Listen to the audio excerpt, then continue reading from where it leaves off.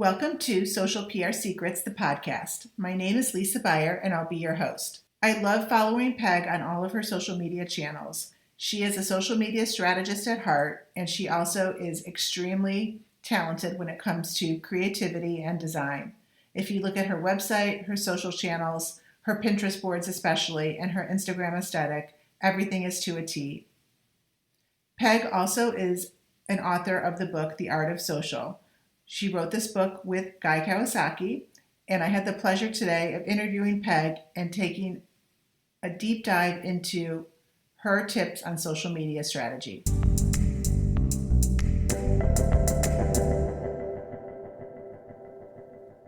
We are going to get started here with our next guest speaker, Peg Fitzpatrick, and her name might sound familiar because she is actually the co-author of our book that we're using for our class with Guy Kawasaki, and there's Peg's name on the cover too. Hey, Peg. Hey, I like to visit that in every bookstore I go to. Right? Yeah, very fun. So everyone here in the audience is already reading your book, and we love it. Lots of great feedback from it. So thanks for putting that time into it. Fantastic. Thanks everybody for reading it. I know it's assigned, but still thank you. Yeah, it's one of those books that they don't sell back to, what I've heard. So that's a good sign. Cool. So we're talking about social media strategy, and I know, Peg, that is definitely a broad topic here, but what, you are inside of big brands like Google and Audi and Canva and inside the social media strategy part. So what can you tell us are some of the action items that future social media managers that are here watching our interview can take hold of and take action on? Such a good question. Social media strategy, it really evolving. Social media, it's like something that we were just saying right before we came on, like Google Hangouts are going away. What's next? Blab was a big thing. That's already gone.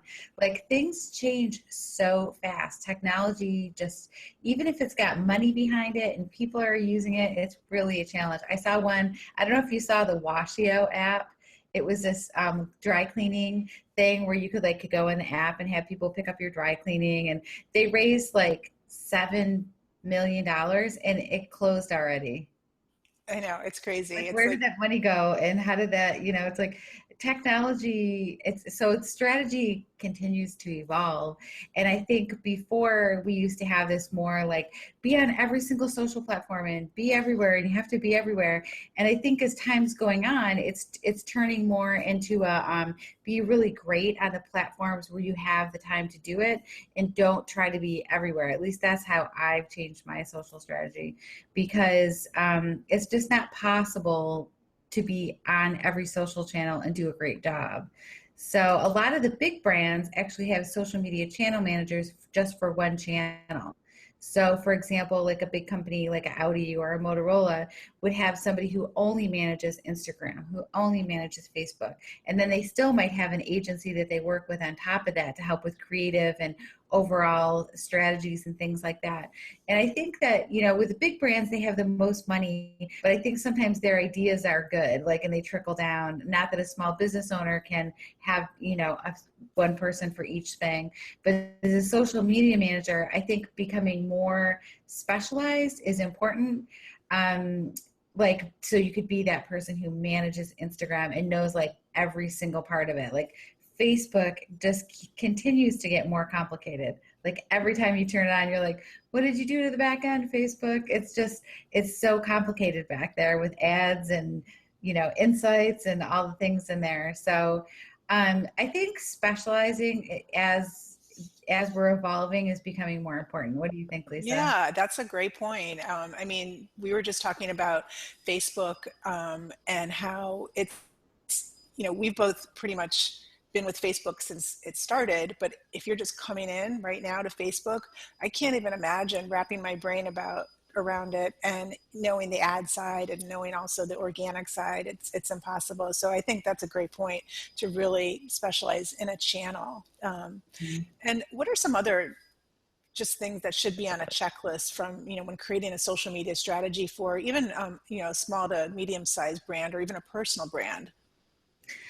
Well, I think it's kind of looking at the bigger picture of things and mixing your things in it. You know, like the strategy part is like you have your business goals and objectives and things that you want to, you know, like say you're an author, because Lisa, you're an author as well. Like if you're an author and you want to market your book, so you're going to have a strategy for your launch, and you're going to work on, you know, getting all the pieces ready for the book launch.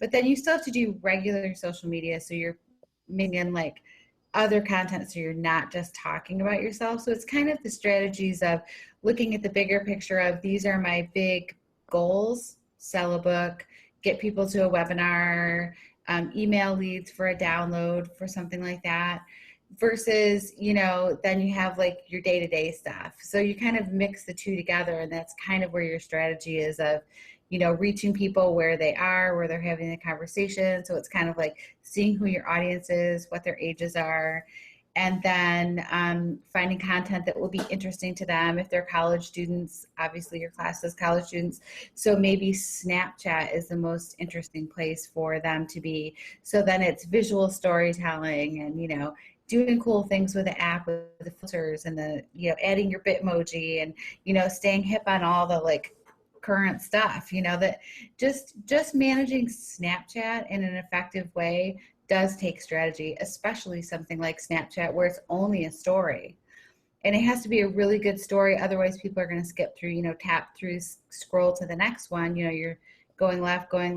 So in a market where it's so like fast paced and it needs to be really interesting, that you need to be even better there, which I think is one of the ways that made Snapchat a challenge for brands. But I think a lot of them, you know, immediately outsourced to big agencies or grabbed influencers like Sean Duras, you know, people who are just, they were like, awesome, I can tell stories. They're immediately like drawing on it to make like awesome things. And like some of the artwork I saw in the really early Snapchat, I was like, what the heck? How did they even do? Like, I was like, how did they even do that? Did you think that when you saw Oh them? yeah. I was just so like, I really want to figure it out. And I mean, it's so creative. I mean, now with the whole Snapchat artists and filter makers, and I mean, it's created this whole niche of a design industry. I think it's really cool. And I mean, I Yeah. just love watching what's happened with Snapchat over the past year. It's just completely, I mean, exploded is not even the word. I It's know, really, and it's so creative. I read something a while ago that was talking about jobs that will never be outsourced in the future. You know, you look at so many jobs in the past that don't even exist anymore, like being a secretary, which, you know, being an administrative assistant, everybody types their own email. Everybody, like, there's so many jobs that have just dissolved.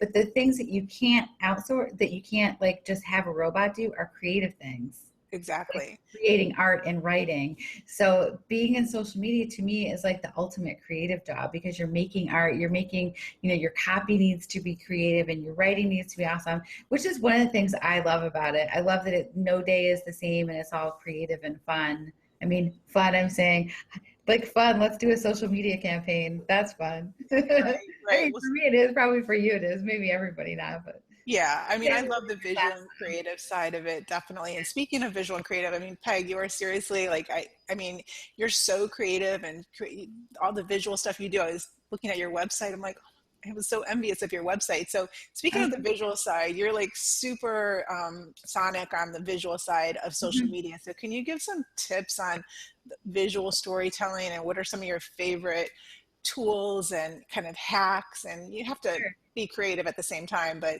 there are ways to balance it. Yeah, I know. The, when blogging first started, I went blah blah blah. Sorry, but when blogging first started, like all you need to do is like write really great content, which is hard enough on its own. And now with a blog, you need really great visuals to go with it, which is where I started like really doing visuals. And then with Twitter, like all the social channels have evolved now to be super visual. So if you want any of your content to be seen, which of course you do, if you're creating great content, you need it to be visual. So that's why I really started getting into creating better visuals. And I cannot use Photoshop to save my life. It's great. I love Adobe, but I can't use Photoshop. Like I open it up and there's like a million I don't even know what all the tools are in there. So I had to find other ways to make things that were just as good because they were going to be for big brands. So I found Canva, which I know you like as well. So I use Canva a lot for my designs, and I also use Spark by Adobe. Have you tried that one? I tried it, yes, right when it came out. I saw your Facebook Live intro and Yeah. loved it. So tell us a little bit about Spark, because I know we haven't talked about it with our class. Yeah. Okay. So there's two, like Canva is a little bit more like in depth. You can move more pieces around. Adobe Spark is honestly, I think, easier to use than Canva even because like when you put text in there, you can kind of drag and drop it and it keeps all the sizes the same. So like it's this size to that size and all this, it stretches perfectly. You don't have to worry about like spacing. Like it has a lot of ways that makes it easier for people who don't necessarily have time to like try to be a designer per se, but still want to make great graphics. So you can go into Adobe Spark on your phone. I love the phone app. And you can create something. And also like Canva, one thing that I like about both of them is you can use it on desktop, on your iPad or your phone. I like the ability to go from one to the other because when you're working with brands, I don't necessarily want to make everything on my phone. I want to use it, like on the bigger desktop so I can see things bigger, make sure it looks great. And it gives you more space to work with. Like on your phone, it's technically the same size pixels, but it's not because it's a little screen and, I don't know, It's cool if you want to just make like a little change or there's, a typo or you want to change a price or something quick after you've already designed it on your desktop. It's awesome for on the fly stuff. Yeah. Yeah. So Adobe's just easy to use and I like it. They have set color palettes in there. It's a little bit right now harder to use with a brand because you can't put your exact color in, but I just know they're going to move those things in because they have it all in Adobe. I'm sure they're going to move to like a more professional. Educators are one of the groups that they really want to work with, like students and teachers, because teachers have to create a lot of graphics and design stuff. So I'm hoping that they move towards that. But there's tons of great palettes in there. They have photos in there that you can legally use with permission. They're, all things that are Creative Commons acceptable, which is really important when you're creating graphics. You don't want to just grab something from Google and use it because that's not okay, which I'm sure you probably talk about all that in your class. Yeah. Yep. Mm-hmm. But it's even important to know that there's some apps, actually some that I even used to use, that, based on their agreement, their terms of service, you can't use them for commercial purposes. And let's be honest, like no one ever reads the whole terms of service. But there was a couple that I used that I stopped using because you can't use them for commercial purposes. So anything you create in Canva or Adobe, you can use, on your business account, on your personal account. So those things are important. Like it's hard to stay on top of all of the intricacies, but make sure that you follow some people who do follow all those things to make sure that you stay up, especially when you guys are brand managers out in the world. You're going to have so much to manage. Make sure there's a couple people that you follow, or like maybe just a couple big blogs like Social Media Examiner, that you read on a regular basis because they have the top people writing for them and then they're up to date on stuff. So it's important to figure out ways once you're out in the world doing these things. Like it's great to learn in college. That's amazing, but it is going to change so rapidly as it keeps going, which I know you millennials love. I know you love that, but when you get out into the workplace, it does make it a challenge. So finding people who, stay up to date on things, like that was something that I learned from somebody else. So apps and tools that you can legally use all the stuff, that's important too. That's a great point. And so one of the other things I wanted to ask you, Peg, is, so you're a brand ambassador, guys, an evangelist for Canva. So how does that fit into the social media strategy? And I know that's a broad question too. So maybe you just give us an example of how you're doing it and how brands approach you. So brand ambassadors and evangelists are two different things. Like Guy being evangelist, that is something that not a lot of brands have big evangelists. Of course, Guy made it a really, like, everybody wants to do that because who wouldn't want to be that? But his is more like evangelizing. He actually does networking and he helps connect Canva with more people. So it's similar to brand ambassadorship, but like brand ambassadorship with like the things that I've done. And like, of course, you see the Kardashians and Selena Gomez, people, big, huge stars are doing it and they make a lot of money from brands. Selena Gomez is the most followed person on Instagram. She had a Pepsi, no, I think it was Coke, sorry, a Coke campaign where they had the song lyrics from her song, and she did like this really awesome picture. It was like, it's the most liked photo ever on Instagram. It's an ad for, Wow. that was a brand ambassador thing. She's working with tons of brands like Louis Vuitton, and like she's at the highest level. So we can assume she makes millions for doing that. Me, on the other hand, don't make millions, but I love what I do. Social media, one of the things that's hard about it is either you work for a company and make money, or people who are trying to not work for a company and just do brand ambassadorships and things. That's a hard way to go, because there's people that have millions of followers, celebrities, of course, you know, the big brands want to work with. But there's been studies that have shown that people who have smaller amounts of people, like 5,000 to 50,000 Instagram followers, are micro influencers was the term that they use. Those people actually have more engaged audiences. So smaller audiences you can actually reach more people, because if Lisa and I post about something that we love, you know, like for example, the Adobe video, like I did that as a brand ambassador, but I love social media design, and people who follow me know that I love talking about tools, and that I only share things that I actually use and that I really do love, whether I'm a brand ambassador or not. Like I think that's one of the important things, is that people stay true and authentic to who they are. Like it really needs to fit with who you are and what you talk about, and that makes a successful brand ambassador partnership. So that's, I think, where a lot of brands find people on Instagram. A lot of brands do connect right in direct message and say, hey, I have this blog, I'd love to work with you on this. So they look for people whose Instagram feeds they would like, who post things in a really, you know, organic, interesting way, that have people that are engaged in their comments, that are commenting. And so they will connect directly on the social platform. Also, brands will look on LinkedIn. LinkedIn is the one place that people do not realize, but brands will go through all your LinkedIn to see if you're professional, what you're working on, what you're doing. So if you guys haven't done it yet for an assignment, I hope you have, but if you haven't, make sure your LinkedIn is set up and keep it current with what you're working on, because brands will look for that, as well as people who are looking to hire you in social media. So that was kind of surprising one. One of the brands that my friends work for, it's a very large credit card company, very large, like we may have one of them in our wallet. They looked back through all of her social for like a year. Wow. So they really scoped through everything to see if she was a good fit. Yeah, the LinkedIn tip is a great tip too, because I've the same thing, helping brands connect with influencers, and they might be incredible on Instagram, but then they don't even have a profile on LinkedIn, and it's like, Right. okay, how does that happen? I But know. And I actually got that from several big brands told yeah, me.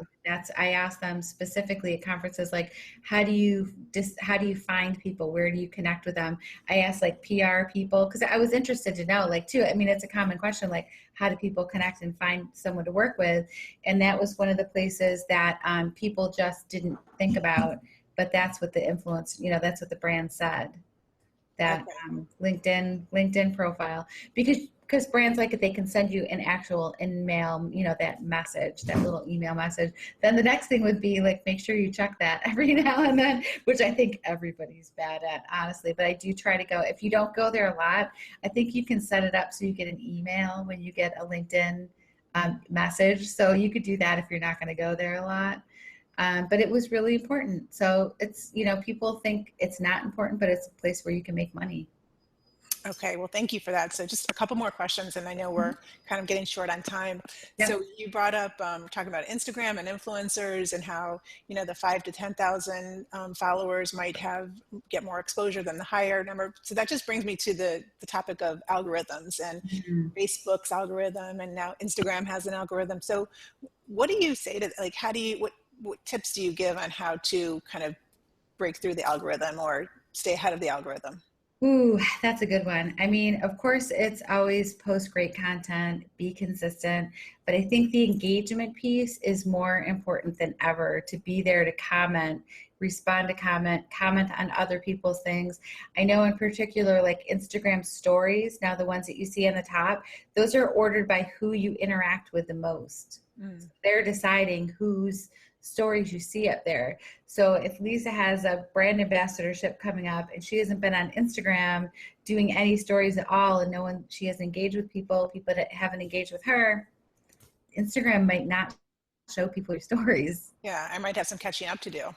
Yeah, yeah. So staying consistent is important. So I think the engagement piece is a lot of where the algorithms are coming in. You know, they're deciding what's popular based on how many people are, and you know, it depends on the different social platform. They have different. I mean, I'm guessing, of course, because no one knows the true algorithm features, but on Facebook, you can like, comment, or share in that order. Like is the lowest, then there's comment, and then there's share. So Facebook says the more people who share this, the more popular it is. And on Instagram, though, I think the like is the lowest, and then commenting is the highest. And there's only two. People can't share on there. So the commenting, you know, because there's only two factors instead of like three on Facebook, Mm-hmm. so it makes it even more important. It's like 50% of it. But I almost think that they weigh the commenting even more to show people what's going on. So the engagement piece, because it's, you know, relationships, and so just blasting your content out without engaging with people on your content is just, you know, kind of the kiss of death, I think, for the algorithms. Exactly, exactly. And so the last question I have, and thank you so much for this insight, is for the future social media managers that are watching this, what advice would you give them? What are you going to look for if you're hiring a social media, even entry level social media? What's important for them to know? That's a really great question. I would say number one, creativity, because we've already mentioned that. I think that obviously all the education you get is great, but I think, you know, for somebody to be good at social media, it boils down to that X factor of like, can you work under pressure? Can you type and be accurate for like spelling? And you know, I think all of that matters. I think we went a little bit backwards for a while where people were, you know, shortening words and things, but I think it's really back to like good grammar counts. Depending on the brand you work with, some of the younger, you know, hip brands do use, you know, slang and, you know, things like on fleek and like current terms and stuff. So a lot of it's like staying up on pop culture, being grammatically accurate, creative, and willing to like just put a lot of effort in, because social media is a great job, but it is a hard job. A lot of companies do have set hours, so it's not like, you know, you don't have to work all the hours, so that's good. But I think creativity and staying on top of the trends is really important. What do you think, Lisa? What do you look at when you're hiring? Yeah, I agree. I think you also have to have you have to like to be social, Yes. and that has to kind of come naturally. And a lot of times, I mean, people that aren't necessarily social and, you know, in real life are more, they're more social, kind of behind the screen type of thing. But I also think that you have to have thick skin, but you also have to be super friendly. So it's just Yeah, that balance you of do. You not, do. you know, things personal that might come across from, let's say, if you're types of messaging where somebody's just irate and social and causing all kinds of problems, you can't Yeah. really fight back with them. No, you can't. And then maybe find one special skill that you have that would bring something extra, like be good at design, like if you're good with Photoshop or video, like those are two skills that are highly marketable. Maybe not necessarily Photoshop, but design in some way that you can, you know, that you're bringing a little extra value with your social media skills, because a lot of times people have to wear more than one hat. And I also love your tip about really being specialized in a channel, if that's possible, where you're not pigeonholing yourself that you only do, let's say, Instagram or you only do Facebook, but to say, you know, if a brand is hiring for Snapchat, to not just know Snapchat from the personal standpoint, but also to really be have that experience from the brand standpoint on that channel, because I think that is the hardest channel right now, is for brands to really get their arms around, because if they're not on it, they don't understand how to hire somebody that and make sure somebody's doing it right. Right. Exactly. And Snapchat is, so then you would want to have examples of brands that do a good job. So you're following some brands on the channel that you decide to specialize in. And then it's not just saying they're funny or they're fun, but breaking down like, why does it work from a brand standpoint? Like what did they do? Did they do a Snapchat takeover with an influencer? That's really popular. So they hire someone to like run their Snapchat for them, then they're doing the stories and doing the things. So it's kind of staying up. Yeah, picking one and just really specializing in the channel would be helpful. But of course, as a social media manager, you'd probably have to really be versed in all of them, but just being a whiz and, one of the newest ones, I think is helpful. Do you have a favorite on Snapchat, a favorite brand? So mine is Warby Parker. I really love what they do. I tend to just go through the beginning and look at the things in Discover because the stuff in Discover is so good. Oh, yeah. Yeah. I like to just see, I always like what Snapchat shows me in there. The content is incredible, for sure. Yeah, because the brands that are in there are paying so much money. They work so hard. And I'm always like scrolling down. Like Cosmopolitan is one of the ones they do like funny quizzes, funny stuff, like anything in Discover amazing. So I do like to just kind of go see what's happening on Snapchat. Like one of the things that I think they excel at is like every time you go, it's a new experience. You have different filters, it's choices, there's something new. They keep it super fresh. Where Instagram, they've made some changes, but where you can like make a flower crown today and then make a beard on yourself. Like, I don't know, like there's something in the Bitmojis. Do you use the Bitmojis on Snapchat? Yeah. Wow. That's fun as heck. I mean, that is fun. Like I use them everywhere now. I tweet that. I had a Bitmoji before, but like integrating into there, it's just fun. It's like just a fun way to express yourself. Brilliant. And I like to change outfits as often as I can think of it. I do too. I'm like, I wonder, do other people change their outfit every day in their little Bitmoji? Because I'm like, oh shoot, I wore that yesterday. I'm more like, I had a summer outfit and now I just changed it to kind of a back to school outfit. That's good. They added some new outfits in there too. Well, Peg, thank you so much. And I just have to say, everybody, you can check out Peg's website at pegfitzpatrick.com. Check out all of her social channels because what she shows in Pinterest and Instagram and what she's sharing is all very creative and very on the spot. So there's so much to learn. And also we can also watch for you on Facebook Live too. How often are you on Facebook Live? I try to go every Friday. I do a thanks a latte Q&A. Okay. So if you guys have questions, you can I created a little form I'm going to start sharing. So if you see it on Twitter to ask any questions about social media, you can throw it in there. So maybe we'll do that as an assignment coming up is to have one of your next Fridays where everybody's going to come on. Ooh, okay. Or just, and I'll get my link out there ahead of time then. So people can ask a question. So awesome. Yeah, we can do that during our Facebook Live or live streaming video week, which is not for a couple weeks. So I'll keep you posted. Okay, awesome. All right. Well, thank you so much, Peg, and hang out for 1 second after we stop the broadcast. Okay. Sure. Happy reading, everyone. Thanks, everybody.